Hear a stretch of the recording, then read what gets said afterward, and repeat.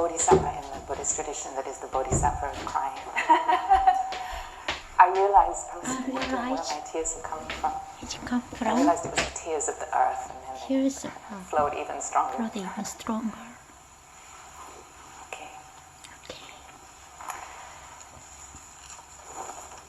In our Dharma sharing, yesterday someone gave rise to an intention to be a good ancestor. We had asked our group, what's the most important thing to you? What is most important in your life? What do you want to kind of commit your time and energy through? Thank you.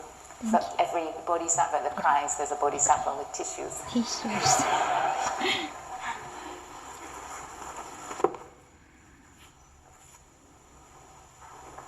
What would it mean to be a good ancestor? And also, what does it mean to be a good descendant of those who have come before us? We stand on the shoulders of giants.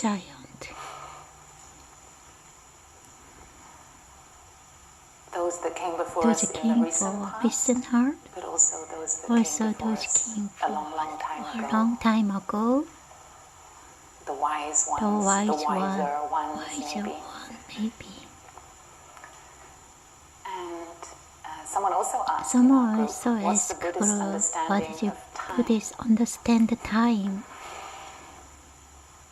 And for us, as picked up, we say that the present moment contains past, contains the future. My tears are the tears of the past. Our actions now already kind of contain all the past condition. The way we walk as though we're in a hurry. They say that our sense of urgency and time came with the invention of the clock in the Industrial Revolution. Our speed of walking carries history within it. And when we can take a step in freedom now, we are transforming the rushing and running and striving of our ancestors. And we're making it a little bit more possible that future generations will also be able to walk in peace and freedom. When we imagine the kind of society all of us are working to make possible for the future, a just society, a more equitable society, an inclusive society. Whether we're contributing to that as a monastic, or as someone with beating, or someone with global optimism, Project Everyone, all organizations represented here. We have in mind a kind of society and those future generations that we want to make possible with our actions today. We want to believe that such a future is possible.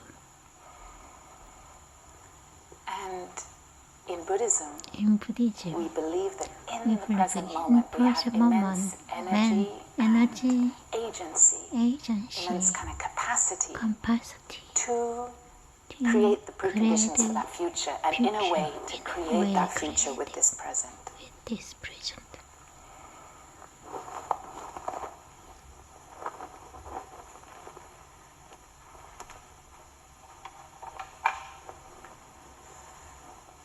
What is it we think that we do when we're being alive? What is it we're talking about when we talk about life and how we're spending our life? In some of the settings in which some of us might find ourselves most of the time, life might be about productivity, or profit, or innovation, agility, KPIs. Apparently it's a thing. In Buddhism, we In naturally Buddhism, have a different sense of of what we're doing with our what we're time doing and of energy. time energy.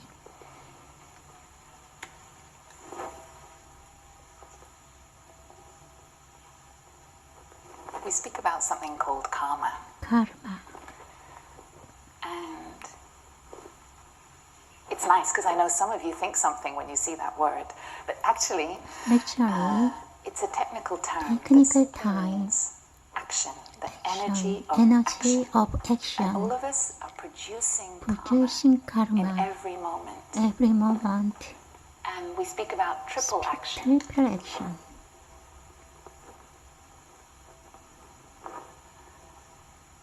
Our way of thinking, Thinking, our way of a speaking, way of speaking, and our way of acting. acting.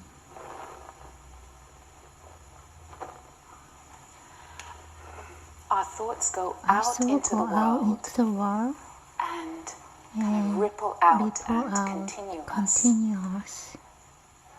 The reason we say that thinking is say important thinking is is because actually we're cultivating our mind. Those seeds in our mind are thinking all the time. all the time. And I think many of you in this room are the kind of people, as soon as you have a good idea, Good idea. it's a very quick channel to Good then channel. say it and implement it. Saying it, implement. So our ideas are really Ideas important. are Our very ideas, our values, our way of value, seeing the our world. seeing in the world, It gives rise to what we say. what we say, And action. in fact, we really do call To thinking a call kind of thinking action. kind of action. Our teacher used to Our like teacher quoting quoting Jean-Paul Sartre, Jean-Paul Sartre. "L'homme est la somme de ses actes. Man is the sum of his actions." Each one of us, the imprint we leave on the we world believe on the world, is primarily, exclusively,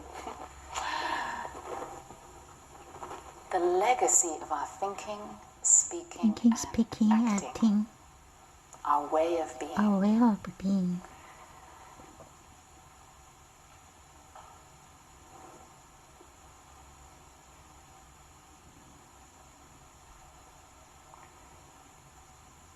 In our professional life, we might end professional up focusing life, so much here. How much here?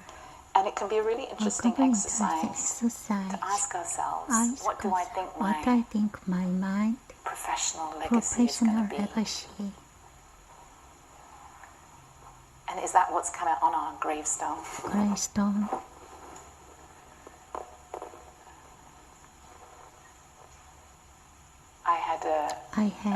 I was contemplating this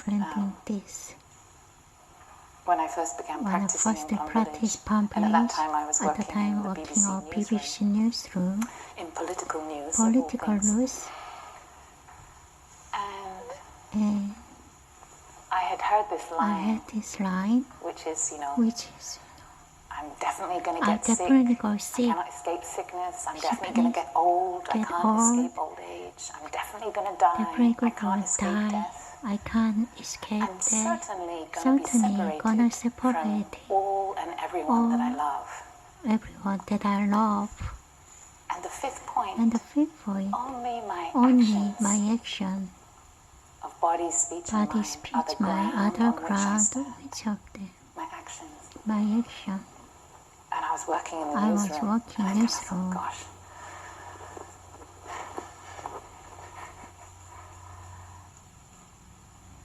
And I thought, if I continue working here,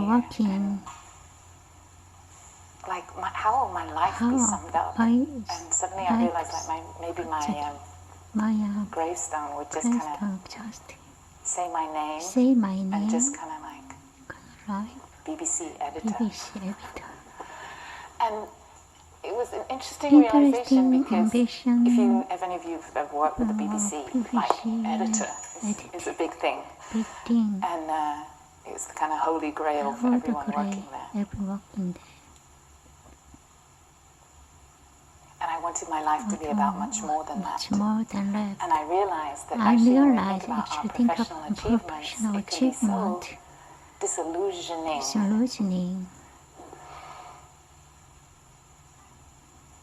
maybe the realm of our action is not exactly what we think it is. what you think Like maybe it is. so we often speak about impact. Impact. I want to have impact.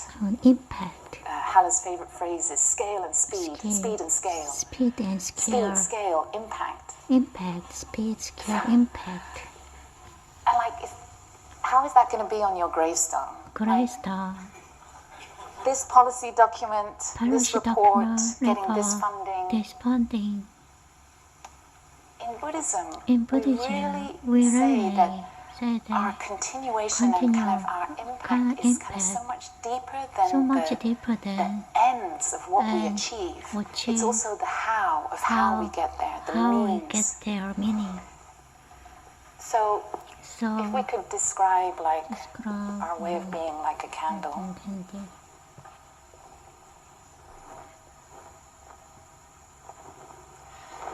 And our thinking and speaking and acting is kind of radiating out in the world. The quality of our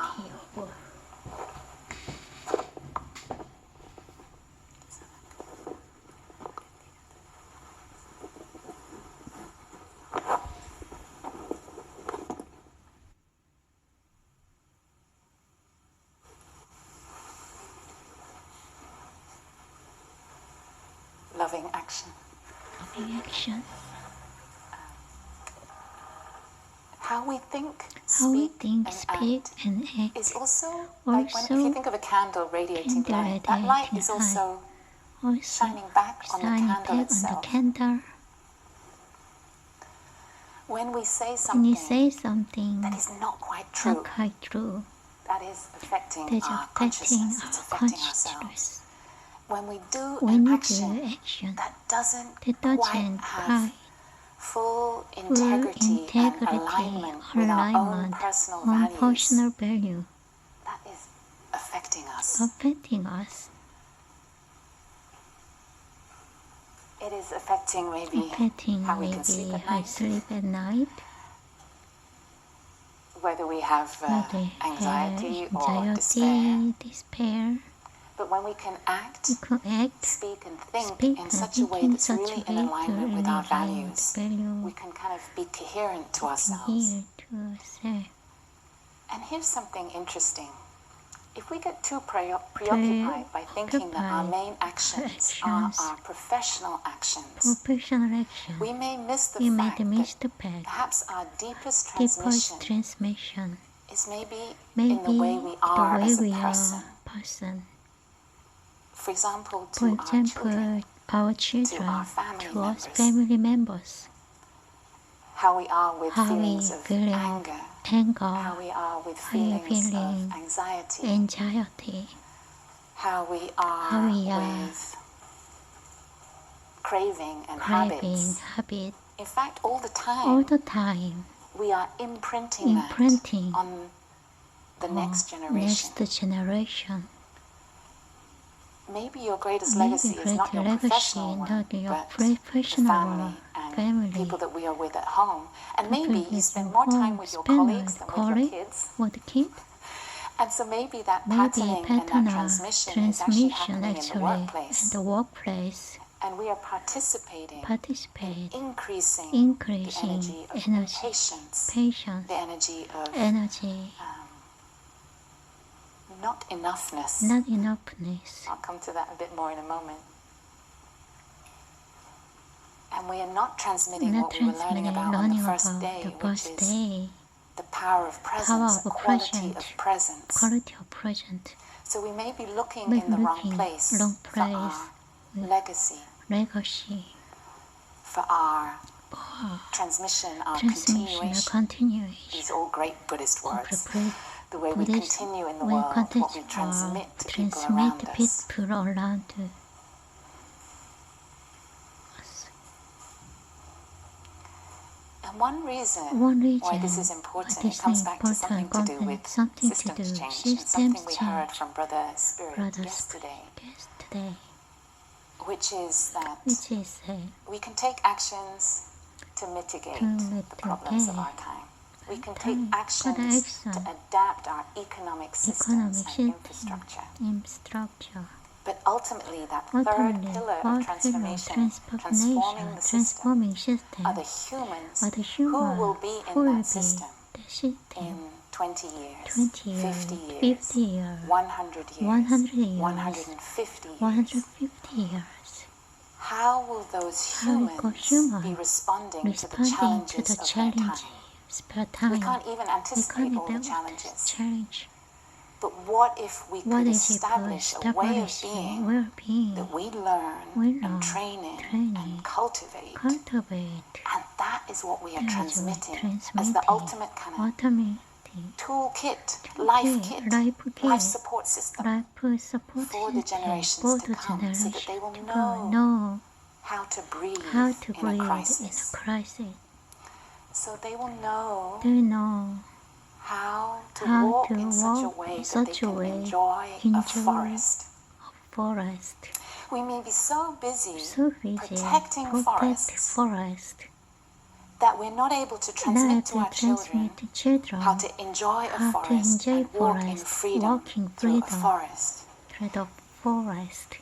And in what I'm trying to share, maybe actually what's more important is to help the children know how to walk in freedom and enjoy a forest so that they can protect the forests in 50 years or 100 years or 150 years.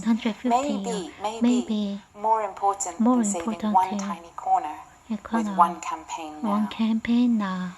It's something about, we hate using computer metaphors, but like the kind of operating system of collective consciousness.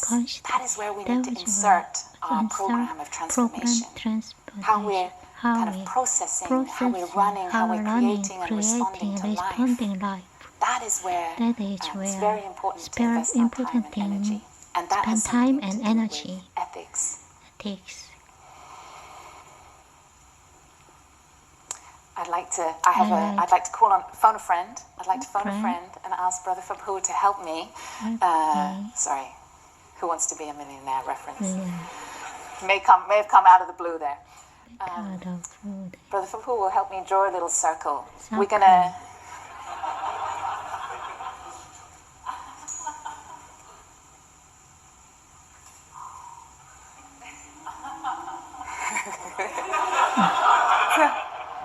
So thank you, brother. So we are doing our best to come back to ourselves. And some of us have had this question: what does it mean to come back to ourselves? It means to listen to, for example, what is most important to us. On that first day, we were learning about listening to our breathing and our body, and what our breathing and body are telling us. SOS. I'm here. Please take care of me. You've completely forgotten about me, your body. I'm here. Coming back to take care of our body. Coming back to take care of our feelings. Including the most uncomfortable ones. Grief, anxiety, despair. Jealousy, craving. It's a 101 human life skill. Can we handle these feelings? And then can we generate well-being? Can we know what is being most important to us? And we may, in the last couple of days, already have had some kind of new insights about what's important to us. And then we had the lines coming out. Okay, Brother Phaphu thinks I can draw some small circles. Here we are. Almost. We are helping our loved ones.